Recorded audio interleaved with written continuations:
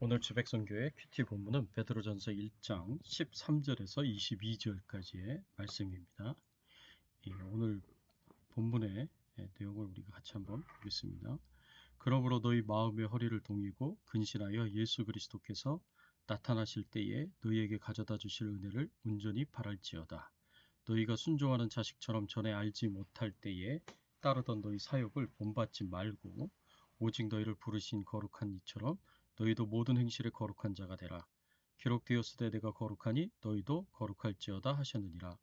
외모로 보시지 않고 각 사람의 행위대로 심판하시는 이를 너희가 아버지라 부른즉 너희가 나그네로 있을 때를 두려움으로 지내라.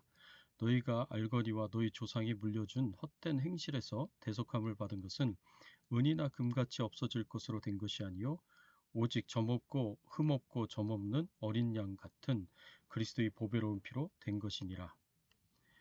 그는 창세전부터 미리 알린 바 되시니라.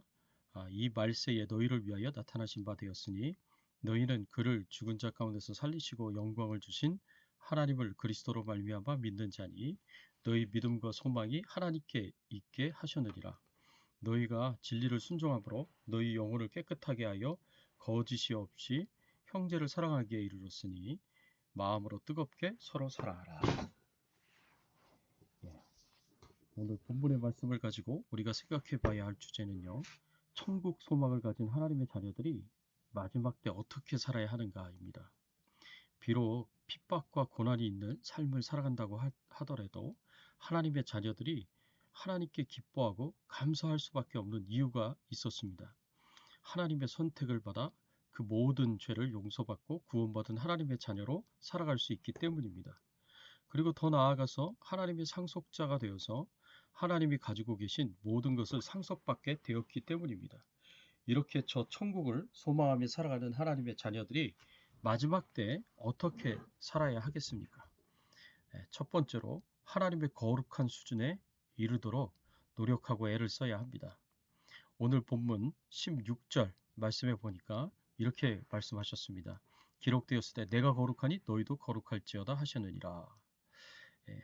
내가 거룩하니 너희도 거룩하라 라는 하나님의 명령을 여기서 볼 수가 있습니다. 그리고 15절에서는 이러한 하나님의 명령에 근거해서 베드로가 동일하게 말씀으로 우리에게 권면하고 있는데 오직 너희를 부르신 거룩한 자처럼 너희도 모든 행실에 거룩한 자가 되라. 너희도 모든 행실에 거룩한 자가 되라 라고 이렇게 명령하고 가르치고 있습니다. 우리 하나님의 백성들은 하나님이 거룩하시듯이 하나님의 자녀들도 거룩해야 됩니다. 하나님이 거룩하다고 우리까지 반드시 거룩해야 할 필요가 있겠습니까? 하나님이 거룩하신 것과 우리가 반드시 거룩해야 하는 것이 무슨 상관이 있겠습니까?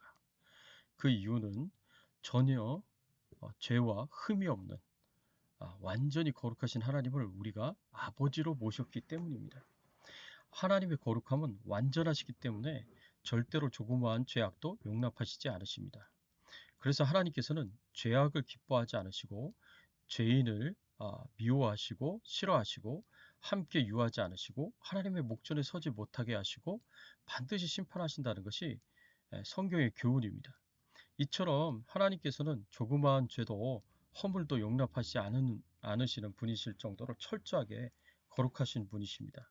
그래서 이런 분을 17절 말씀해 보니까 외모로 보시지 않고 각 사람의 행위대로 심판하시는 이를 너희가 아버지라 부른즉 너희가 나그네로 있을 때를 두려움으로 지내라 라고 이렇게 말씀하셨습니다. 우리가 이렇게 철저하게 거룩하신 하나님을 우리의 아버지로 부른다고 말씀하셨습니다. 이거는 하나님께서 우리의 아버지가 되셨다라는 말씀이고 우리는 그분의 자녀이기 때문에 우리는 하나님 아버지를 닮아서 거룩해야 된다라고 우리에게 가르쳐주고 있습니다. 그런데 이것이 어떻게 가능하겠습니까? 어떻게 우리가 하나님의 수준만큼 거룩할 수 있을 것이며 의로울 수 있겠습니까? 이런 질문을 우리가 할 수 있습니다. 나는 실제로 이렇게까지 거룩하지 못하고 의롭지 못한데 어떻게 천국에 들어갈 것인가 하고 걱정하고 염려가 될 수도 있습니다. 그러나 성경에서는 예수 그리스도를 믿는 자는 이미 거룩함을 입었고 의롭다함을 받았다라고 선언하고 있습니다. 우리가 행위로는 하나님의 수준만큼 거룩하고 의로울 수는 없지만 예수 그리스도를 믿음으로 예수님이 이루신 거룩함과 의로움을 전달받았습니다. 우리가 예수 그리스도를 믿을 때에 하나님께서 예수님께서 이루신 그 의를 전가받았기 때문에 우리 하나님께서 우리를 의롭다고 인정을 해주시는 겁니다. 나의 행위로 얻은 것이 아니라 믿음으로, 오직 믿음으로 의롭다함을 얻었습니다. 그리고 이제는 실제로 우리의 행위와 삶까지도 온전히 하나님의 수준의 그 거룩함에 이르도록 노력해야 합니다. 베드로의 명령처럼 모든 행실에 거룩한 자가 되어야 합니다. 말과 행동 하나하나에 이르기까지 죄짓지 말고 거룩해야 합니다. 이것은 쉽고 가볍게 생각할 만한 것이 아닙니다. 그러면 어떻게 모든 행실에 있어서 흠없고 죄 없는 거룩한 자가 될 수 있겠습니까? 이전에 살았던 삶의 방식을 깨끗이 청산하고 마음의 허리를 동이고 근신해야 합니다. 14절에 말씀해 보니까 이렇게 말씀하고 있습니다. 너희가 순종하는 자식처럼 전에 알지 못할 때에 따르던 너희 사역을 본받지 말고 라고 이렇게 말씀하고 있습니다. 여기서 사역이라는 말은요, 통제되지 않는 천한 욕망, 퇴폐적인 도덕적인 퇴폐라고 그 의미를 생각할 수 있습니다. 그래서 이전에 알지 못할 때 쫓던 너희 사역이라는 말은 하나님을 알지 못할 때 두려움 없이 가졌던 천한 욕망대로 행하였던 퇴폐적인 삶을 가리킵니다. 이제는 이러한 삶을 깨끗이 청산해야 됩니다. 마치 사람들이 유행의 노예가 되어서 유행에 따라서 이리 휩쓸리고 저리 휩쓸리듯이 통제되지 않은 천한 욕망의 노예가 되어서 이리저리 끌려다니는 삶을 이제는 버려야 한다는 것입니다.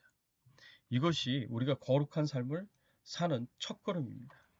우리가 거룩한 삶을 사는 두 번째 걸음은 뭐냐? 우리의 마음의 허리를 동이고 근신하는 것입니다. 13절의 말씀에 보면 그러므로 너희 마음의 허리를 동이고 근신하여 예수 그리스도께서 나타나실 때에 너희에게 가져다 주실 은혜를 온전히 바랄지어다. 베드로가 뭐라고 권면하냐면 마음의 허리를 동이고 근신하라 라고 권면합니다. 이 말은 마음이 나태해지고 해이해지지 말고 긴장한 상태를 유지하고 정신 차려 절제하는 삶을 살아라 라는 것을 의미합니다.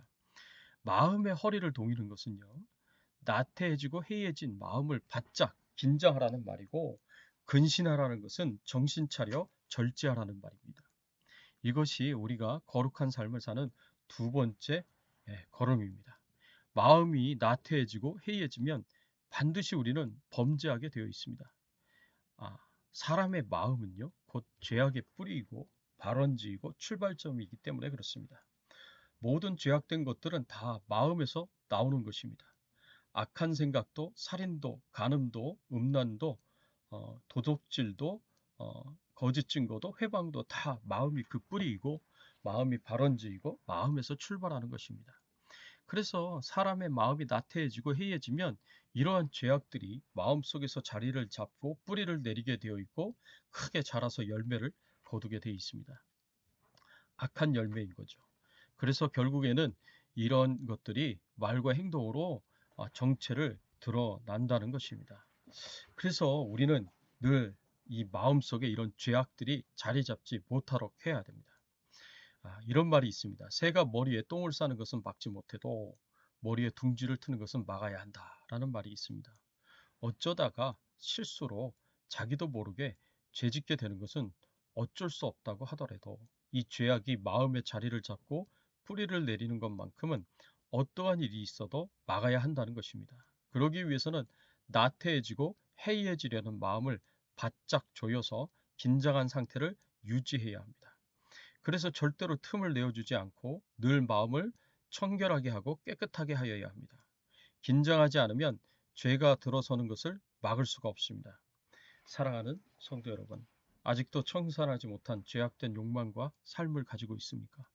그것은 깨끗한 옷을 입었지만 더러운 오물을 안고 있는 것과 같고, 토한 것을 다시 먹는 것과 똑같고, 깨끗이 씻은 몸으로 다시 진흙탕에 뒹구는 것과 같습니다. 빨리 버리시고 청산하시기 바랍니다. 그리고 온갖 더러운 죄악들은 마음에서부터 나온다는 성경의 교훈을 깨닫고 우리의 마음이 나태해지고 해이해져서 죄악들이 자리 잡고 뿌리 내리고 악한 열매를 맺지 않도록 마음의 허리를 동이시고 근신하는 마음으로 마음을 깨끗이 하시고 정결케 하는 성도님들이 되시기를 예수님의 이름으로 축원합니다.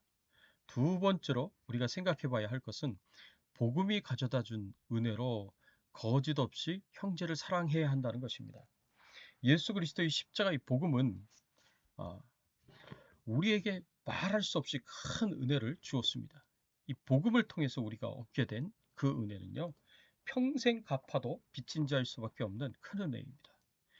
이 복음의 은혜가 우리에게 준 축복들은 수없이 많지만 오늘 본문에서 우리는 중요한 한 가지 진리를 발견하게 됩니다. 그것은 복음의 은혜로 우리는 거짓 없이 형제를 사랑하게 되었다는 사실입니다. 오늘 본문 22절 말씀에 보면 너희가 진리를 순종함으로 너희 영혼을 깨끗하게 하여 거짓 없이 형제를 사랑하기에 이르렀으니 마음으로 뜨겁게 서로 사랑하라 라고 말씀하셨습니다. 복음의 은혜로 말미암아 우리가 형제를 사랑하기에 충분한 모든 여건을 가지게 되었습니다. 신약 성경의 언어인 헬라어에서 사랑이라는 말은 크게 두 가지 단어로 중심적으로 쓰이게 되는데 아가페와 필로스입니다. 이 두 가지 단어가 쓰여지게 되는데 여기서 거짓 없이 형제를 사랑하기에 이르렀다라고 이렇게 여기에서 이 표현에서 사용된 사랑은요 필로스를 가리킵니다. 이 필로스라는 단어는 형제의 전후의 우정과 같이 감정이 많이 개입되어 있는 사랑, 애정을 의미합니다. 그래서 이 말은 우리가 서로 피를 나눈 가족과 같은 형제와 자매가 되었고 가족으로서의 따뜻한 사랑을 하게 되었다는 것을 의미합니다.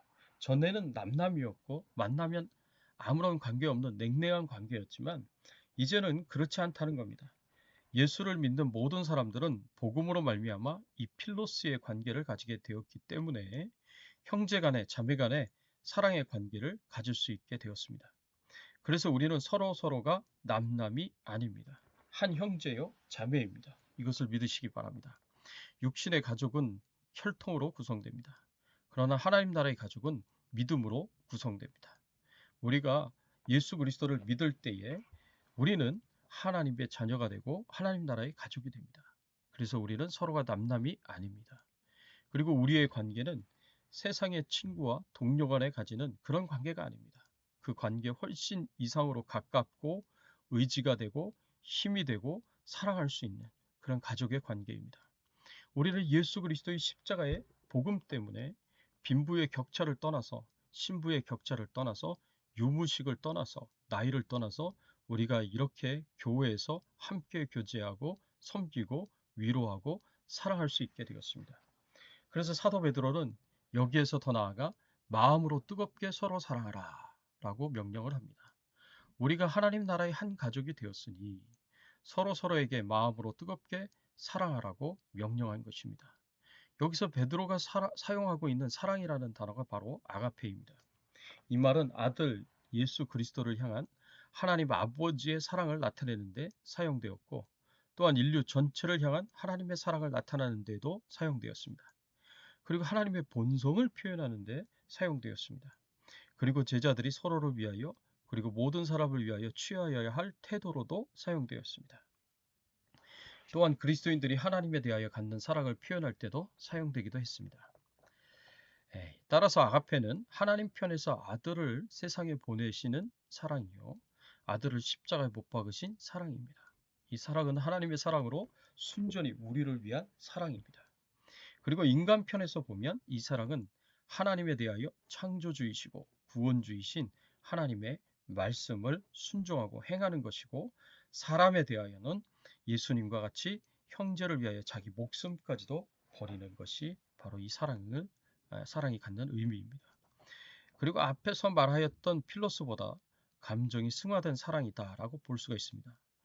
필로스는 풍부한 감정의 사랑이라고 한다면 아가페는 필로스보다 지적이고 의지적이고 헌신적인 사랑을 의미합니다. 그래서 아가페는 하나님의 사랑이고 필로스는 순수한 인간적인 사랑을 가리킵니다. 예수님께서 주신 새 계명인 내가 너희를 사랑한 것 같이 너희도 서로 사랑하라 라는 이 의미가 바로 여기서 베드로가 명령하고 있는 마음으로 뜨겁게 서로 사랑하라 라는 의미입니다. 예수님께서는 우리에게 예수님이 우리를 사랑하시는 그 수준의 아가페 사랑으로 우리가 서로 사랑해야 할 것을 명령하십니다. 사랑하는 성도 여러분, 우리는 그 어느 때보다도 마지막 때를 살아가고 있다는 것을 실감하고 살고 있습니다. 이러한 때에 마음의 허리를 동여매고 하나님 수준의 거룩함에 이르도록 힘써 노력하시기 바라고요. 하나님이 우리를 위하여 행하신 아가페의 사랑으로 서로서로를 마음으로 뜨겁게 사랑하는 삶을 살아가시기를 예수님의 이름으로 축원합니다. 함께 기도하겠습니다. 하나님, 그렇습니다. 우리가 이 마지막 때를 살아가고 있습니다. 이 마지막 때를 살아가고 주님의 재림과 심판이 얼마 남지 않은 이때에 우리가 예수 그리스도를 믿고 구원받은 하나님의 자녀가 되어서 저 천국에 갈 수 있는 하나님 나라의 백성이 되었음을 인하여 하나님 앞에 감사와 찬양과 영광을 돌립니다. 주님이 이 땅에 오시는 그날까지, 주님의 그 심판대 앞에 서는 그날까지 하나님, 저희들이 하나님 앞에 온전하게 살기를 소원합니다. 하나님의 거룩한 그 수준에 이르기까지 하나님, 저희들도 거룩하고 깨끗하고 정결한 신앙의 삶을 살아갈 수 있도록 은혜를 베풀어 주시옵소서. 예수 그리스도의 십자가의 복음이 우리에게 가져다 주신 그 큰 은혜를 우리가 기억하여 주시고, 거짓 없이 형제를 서로 사랑할 수 있는 그런 귀한 은혜가 우리에게 있도록 하나님께서 은혜를 베풀어 주시옵소서. 이 필로스의 사랑과 이 아가페의 사랑이 우리 안에 풍성하여 지게 하시고, 이 마지막 때를 살아가면서 더욱 사랑으로 서로를 섬기고 위하여 기도하고 행할 수 있는 저희들의 신앙의 삶이 되게 하여 주시옵소서. 하나님이시여, 간절히 바라옵고 소원합니다. 코로나19 바이러스가 빨리 소멸되게 하여 주시옵시고, 이 바이러스가 사라질 수 있도록 은혜를 베풀어 주시옵소서. 하나님 아버지, 두렵고 떨리는 마음으로 하나님께 기도합니다. 하나님, 저희 가족들 모두와 그리고 우리 주백성교회 우리 모든 성도님들의 그 가족들 모두 하나님께서 안전하게 지켜주시고 보호하여 주시옵소서. 눈동자같이 지켜주시고 보호하여 주시옵소서. 하나님의 놀라우신 보호하심과 돌보심의 은혜가 함께해 주시기를 소원하오며 예수 그리스도의 이름으로 기도드리옵나이다. 아멘.